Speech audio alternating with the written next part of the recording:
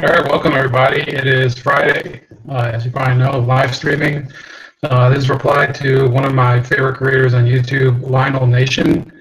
And well, let me just turn my feed off. I am going to look at the chat though. But if anybody comes in, not that I'm expecting anybody at this time of day, because lately I haven't had many people. But Lionel Nation, fantastic creator. Has been doing a lot of off-beat commentary on politics, and I have to say that if it weren't for creators like Lionel Nation and of course, Anthony Logan is one of the more obvious ones, and some black guy, I probably wouldn't be doing any videos at all because it wasn't really my interest. It's just I saw people taking it in their hands to say whatever they wanted and do whatever they wanted on YouTube, of course, with terms of service. But he's been talking a lot of shit lately about how he wants a single payer, and we should have single payer, and that if you think single payer is socialist, then you're being ridiculous. Well, okay, so let's grant that. There's countries like Japan that they have single payer healthcare, that they're not socialist. Fine.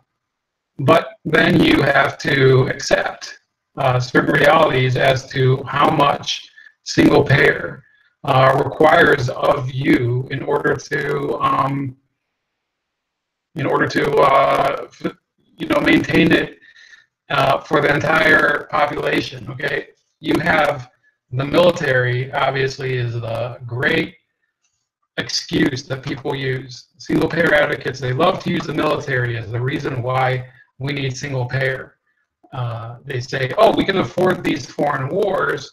Why can't we afford single payer health insurance? Well, how about I pose the question, why should we pay for both, for either one? Why shouldn't we just have less wars and war only when we're attacked or when we have credible indications of a threat, which is obviously, given the last few months, it's pretty hard to establish, given all the crap with Russia and Syria. Why do we have to pay for both? Why can't we just say we're not going to pay? We're going to pay for as little as possible on the war front. We're just going to reduce our defense budget. There's plenty of countries that are safer, and they get more for less. They don't invest so much money in just war hardware and all that crap.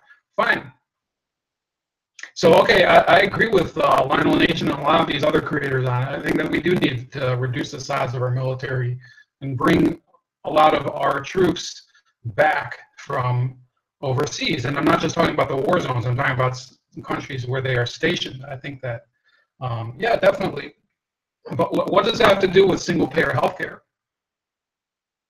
Just so you know, single-payer healthcare would involve creating another vast bureaucracy. Now, you could say, oh, we would just be expanding the Medicaid bureaucracy.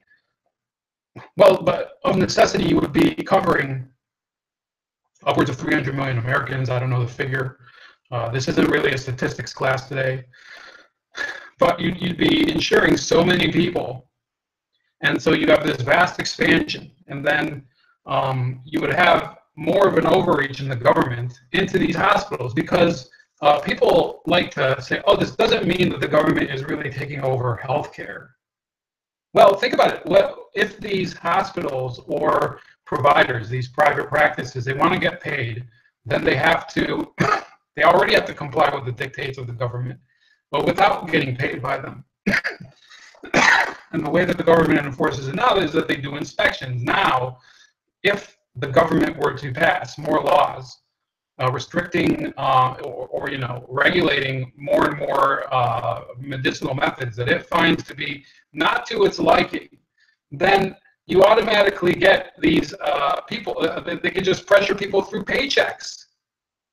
Okay, these doctors, they would be getting paid by the government insurance authority, whatever it would be, and if they don't comply with whatever ridiculous mandates that the government passes. I'm not talking about things that have to do with safety. I'm talking about things that are, they're business related. if they don't comply with those things, then those people, the government can just tell them to get fucked. What's another reason for this? Well, as we know now, Medicaid has expanded under Obamacare, and therefore we have seen the private insurance industry, the premiums have been increasing. Premiums have been increasing. Why? Because in order to compensate for the lower fees that they can charge for Medicaid recipients, which I'm not guilting the Medicaid recipients, even though I have to say that I think we have to address Medicaid. We can't just be bullheaded about it and tell people, fuck you, because that's not a good way of convincing people. I'm not talking about the moral issue. I'm saying that we have to convince people by convincing them to pursue a different way of receiving their medical care, to contribute. Okay, not to just take out, to put in. Okay, I'm not saying that all Medicaid recipients take out only and they don't contribute, but a lot of them really don't contribute. They are incapable of contributing as it is right now, because the incentive right now is to stay on uncapped benefit system where there's no responsibility and no obligation inherent in it. And that's the way it will be should Medicaid become the norm for, or Medicare. It would be Medicare for all. That's what they call it in Canada, by the way. It's called Medicare. But back to where I was, these premiums are rising because in order to compensate for the low fees that they can charge for Medicaid, because Medicaid is price fixed and it's uncapped. So people can get, a fucking hole blown in their head by, somebody that they bought drugs from, and the government has to cover that person if he's a Medicaid recipient, or even if he's not. The fact is that those people, if they're taking they are treated, even if they're not covered by anybody, not even Medicaid. And as you know, indigent people, somebody covers the cost of their medical care. So the fact is that you have this uncapped cost. That's what's driving the private insurance premiums up. That and all the massive regulation and the doctor's insurance and the pharmaceutical industry, which itself does a lot of price fixing. So I ask you, why is this considered a capitalist model of healthcare? Enlighten me if you will. And I'm not going to look at the chat right now in case he's watching, because I doubt it. But in your, maybe post a comment later. Tell me exactly how is it that this is a capitalist system when you have this huge albatross around the neck of the healthcare providers to sell discounted medical care to people that have no hope of paying for it? Where do you think they make up the margin for that, or make up the cost? They make it up from other people that are paying for their health insurance. Okay, so then you might ask, well, then why the fuck can't we have single-payer healthcare? Well, the countries that are neighboring us, okay, and you said, oh, that's not an argument that because over there they don't have PET scanners in Canada, that single-payer is bad. Well, if you really were to look in depth into the issue, Lionel, you would see that if you don't have enough budget to buy the necessary health equipment for these PET scanners, whatever you think of PET scanners, you might be, I know not Lionel's into all these fruity remedies and whatever, natural shit and plant-based diets and whatever, which I've been listening. I'm interested in it. I'm just not saying that I'm not there yet in terms of believing it. Look, if you if you think that because the government's paying for it, that they're going to automatically have money for your drugs and for your PET scanners and for your CT scanners and for your prosthetics and for your treatments and for your physical therapy and all that other stuff, well, my friend, you are in for a surprise, because they have to budget for that stuff. And in order to compensate, so let's say, yeah, they have the budget and it overruns. What do they have to do then? They have to increase taxes, or they have to, levy. They have to levy the money, or whatever the term is, allocate the money through the legislature.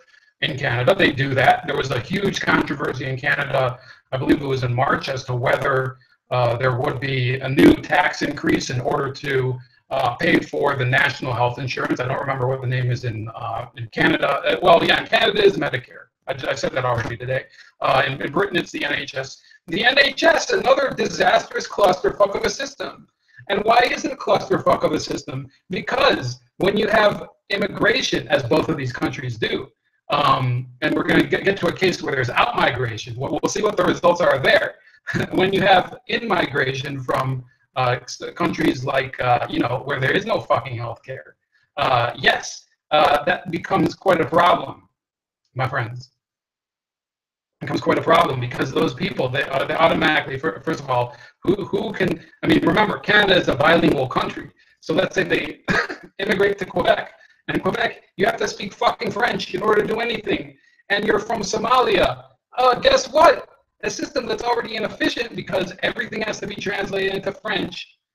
Okay, every fucking thing has to be done, it's regulated into French. And you have these people coming in that don't know the language, and they're not going to be contributing to Quebecois society, whatever the fuck you want to. Yeah, it's called Quebecois, Quebecers. They're not going to be contributing as optimally as one would want because they can't speak French in many cases. Or if they speak French, they might be from a country like Algeria, where in many cases these are of a certain religious tendency where they don't have the inclination to contribute.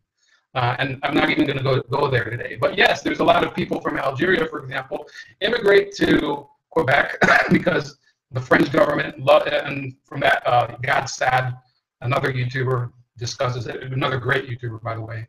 Just like Lionel Nation is a great YouTuber, but he's not always a right YouTuber, and he's not right today. Because you have all these people coming in, and that raises the cost. On this uncapped cost, you just have more and more people coming in and using your system. It's like when you have the give a penny, take a penny jar, and people are only taking. Then it's not really a give a penny, take a penny jar. It's just an empty jar eventually, right? Don't you think it's a little more like that than it is about ensuring that people have health care? When you have a system where people have no obligation and all they have to do is take, and you just expect somebody else to pay, and you're saying that everybody's going to pay, does that really sound like social justice for you? I think it sounds like a fucking scam.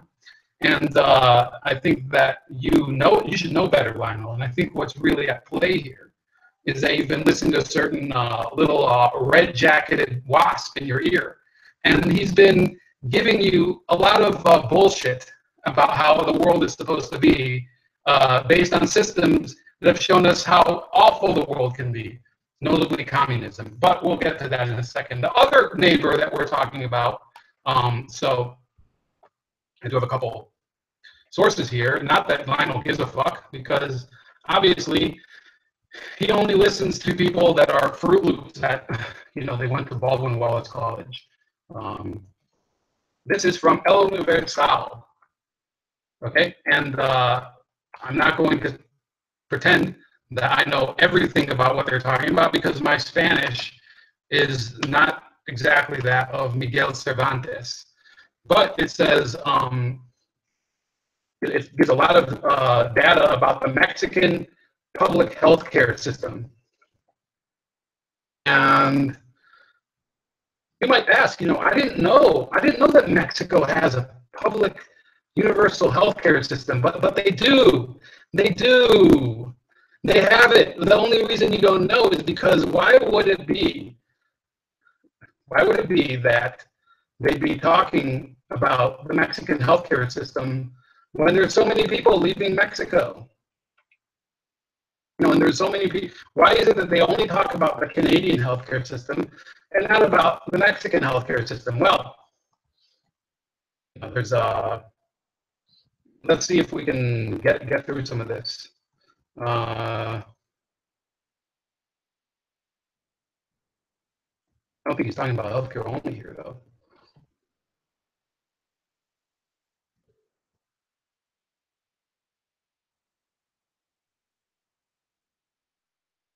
You're already, so here it is. It says, according to the technology firm for medical solutions, Medtronic, it is possible to change the healthcare system to do more with less. That will guarantee results for with the available resources. Now, the issue here, according to El Universal, is that as you can't see it anymore, but you can see in the title, it says the OECD, yeah, I think in English it's the OECD, in Spanish it's OCDE, says it is that the minimum amount of the GNP in order to maintain a public healthcare system that's efficient is a budget that's equivalent to 6% of the GDP. And Mexico only apportions 3%. Now that's an important thing. That would mean that we would have to like six cents of every dollar in the United States would have to give into healthcare. Now, okay, I'm not saying that that's a bad thing. I'm just saying that people should be aware of that. So 6 cents of everything that you own or everything that you pay in taxes would be going to healthcare, or 6 cents on the dollar for everything that you're paying in taxes. So that would detract from a lot of the other services that you would be receiving from the government. Not that I'm saying that those are great, but fuck it.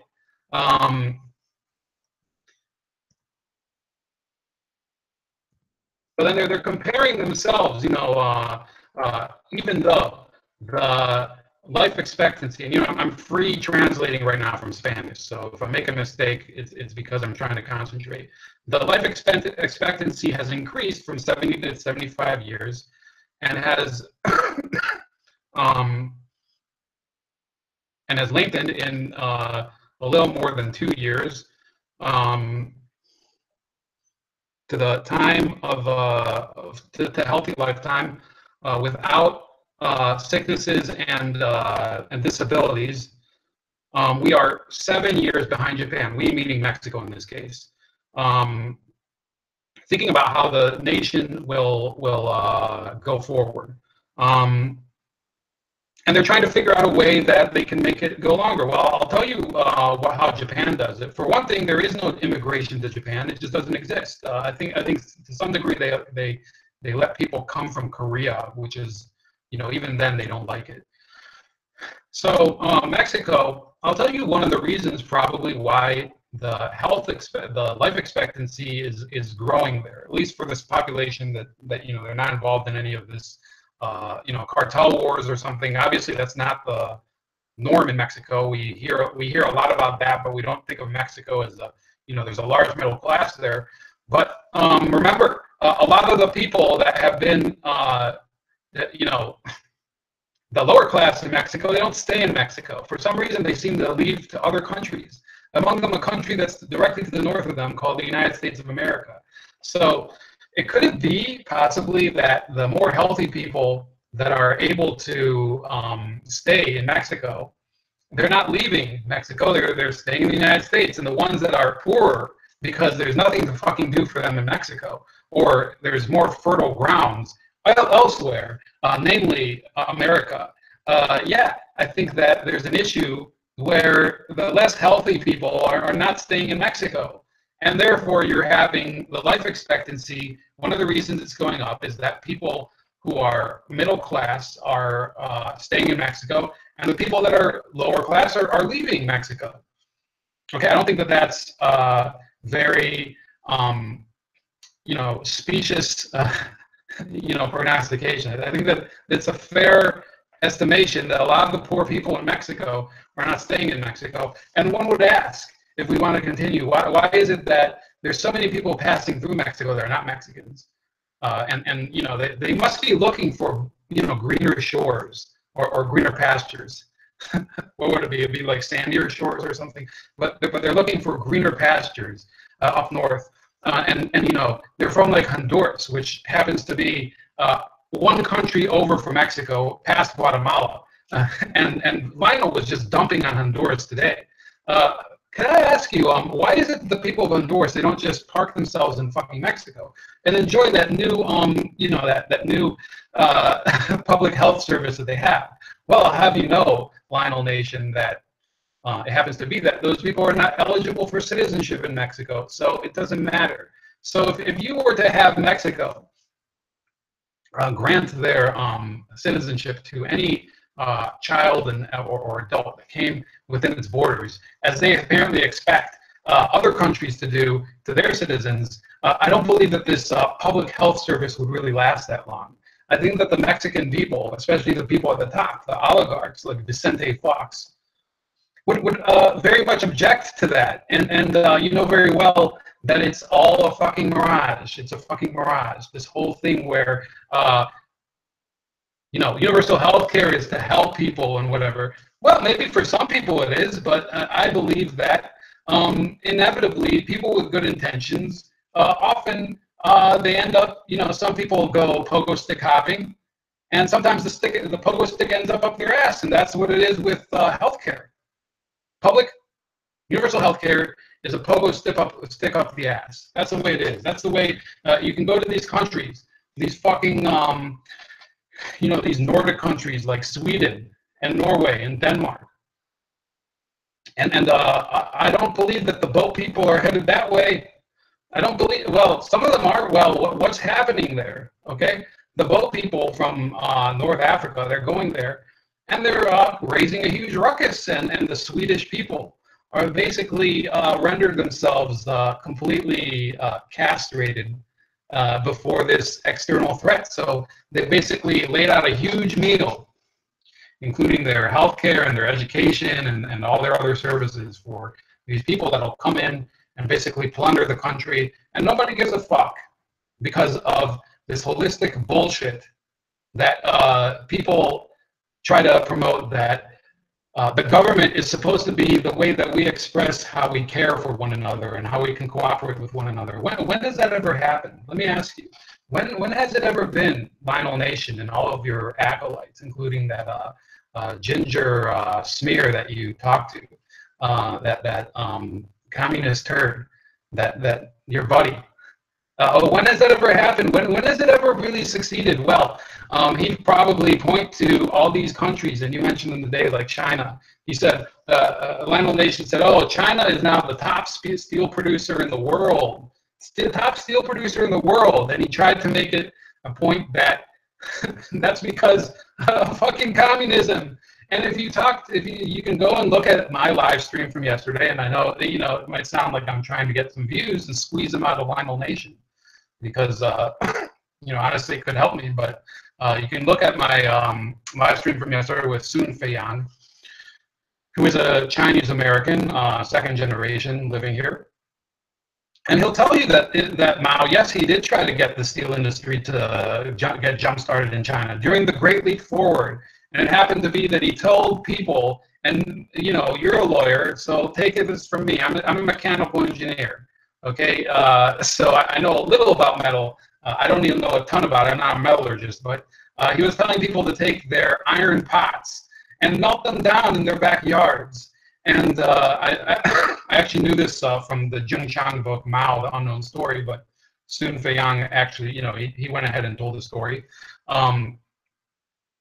Yeah, he told them to melt down their pots and pans for the good of China in order to make steel. And you know what they ended up getting? They ended up getting pig iron. It has nothing to do with Mao. Their power in the steel industry happened decades later under Deng Xiaoping, who was moderate Chinese communist, very moderate. In fact, you might say that he was a betrayer of communism, which we'll get to in a second. I think your ginger streak friend, the ginger brown streak, Caleb Maupin, would probably have a huge problem supporting the policies of Deng Xiaoping, who agreed that certain market forces are necessary in China. And therefore, he allowed foreign manufacturers to start coming into China throughout the late 70s and 80s. And that's how eventually, using slave labor and people that were basically coerced into working in those industries, yes, okay, so yes, using massive human exploitation on a grand scale and cooperating with the very enemies of the so-called revolution that they hated, yes, China did become a massive steel power. That doesn't make it a country that is desirable to live in. I can tell you that you probably wouldn't want to walk around there without a respirator. So Yeah, Lionel Nation, I'd like to know, how much are you really listening to this clown, Caleb Maupin, when you have his advocacy for these regimes that have set world records for their brutality and lack of care for the value of life? He has never actually disavowed the actions of countries like North Korea, where a free society is basically a fantasy, the equivalent of Dragon Ball Z here. And I know you're a little up there in the years, so Dragon Ball Z is a show. It's a very entertaining cartoon show for youngsters where people charge up with energy and shoot each other. And that's basically what North Koreans probably conceive of as a free society where pluralism and difference of opinion is tolerated. That's what they think of it. But yet you think that it's okay for Maupin, this moron who went to liberal arts college in Ohio. He thinks that that's really a model for a just society. Let me ask you, have you spoken to anybody from Albania? It happens to be that after Mao died, after butchering millions, tens of millions of his own people, what probably, and I would say Sun Fayang was much more charitable with him. I would say he is the most evil man who's ever walked the earth, bar none. I don't care. I'm Jewish. I'm willing to say that Hitler was nothing compared to Mao Zedong. He is the most evil person, in my opinion, that ever walked the earth, without exception, in my opinion. And you can disagree.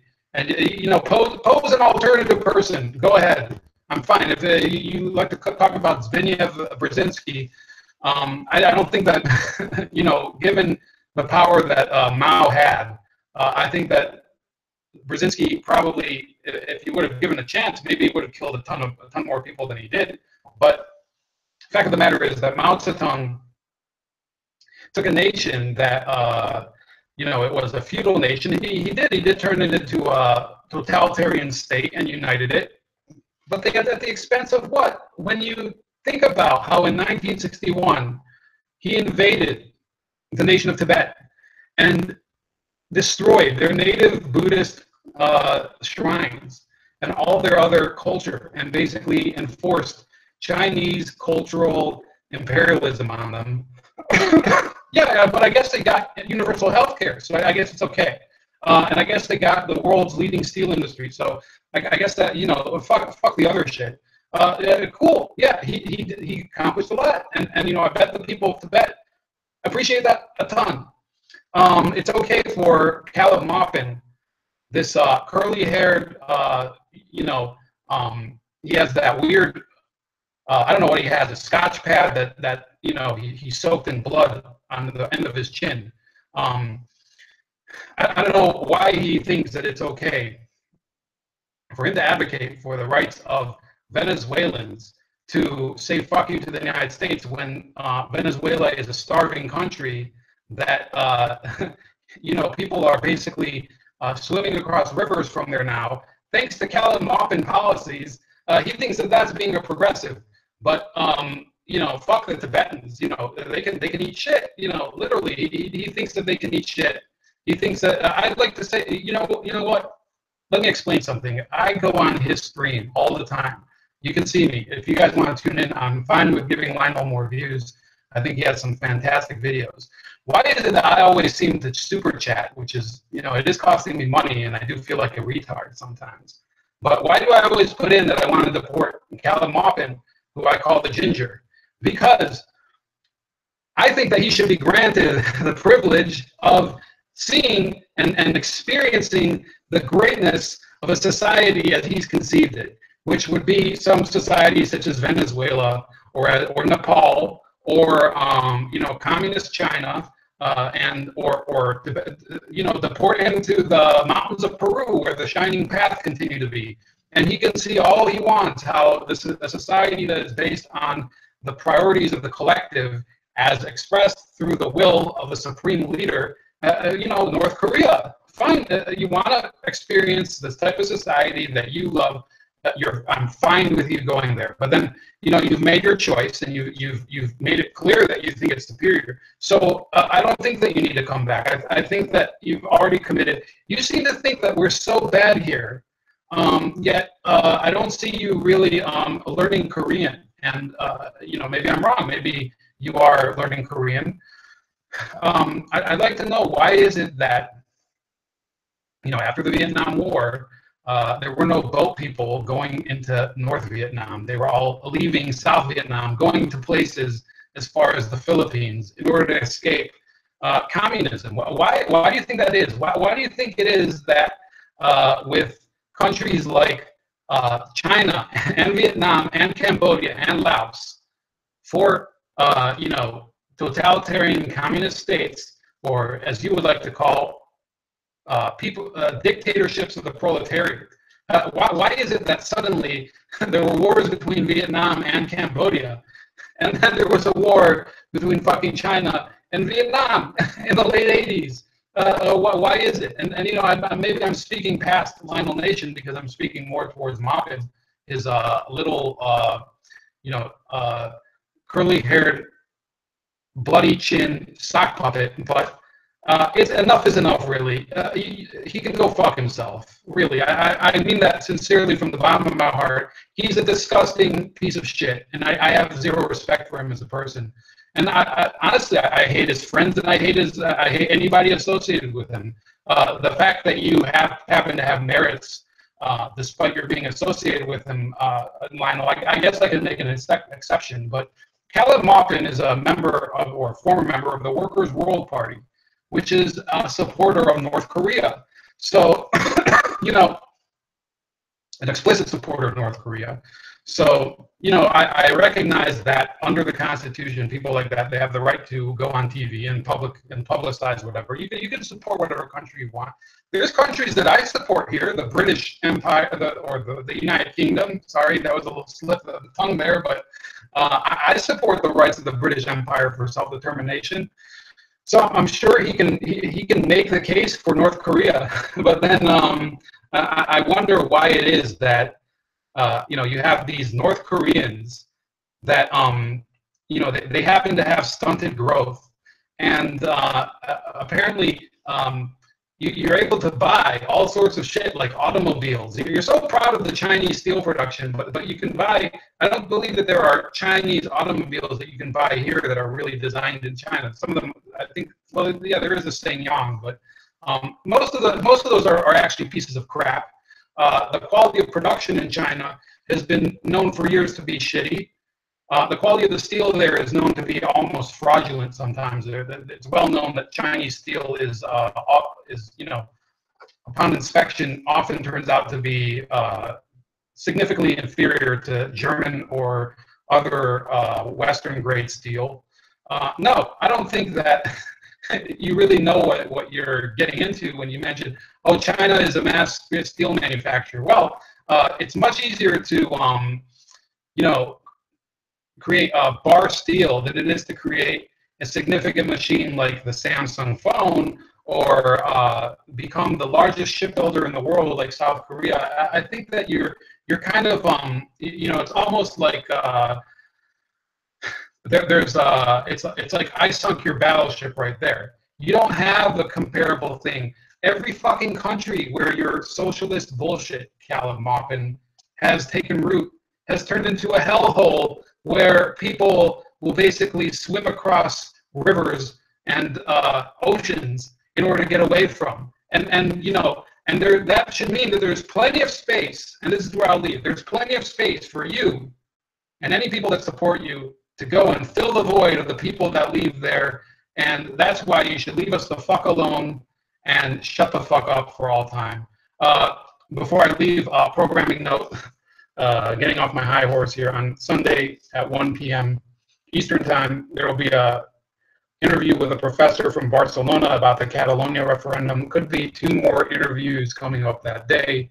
There's a lot to do that day, including mowing the grass and watching the Dallas Cowboys. But yeah, this was a lot of me venting. So let me look at the chat real quick before I leave, because I do have other shit to do.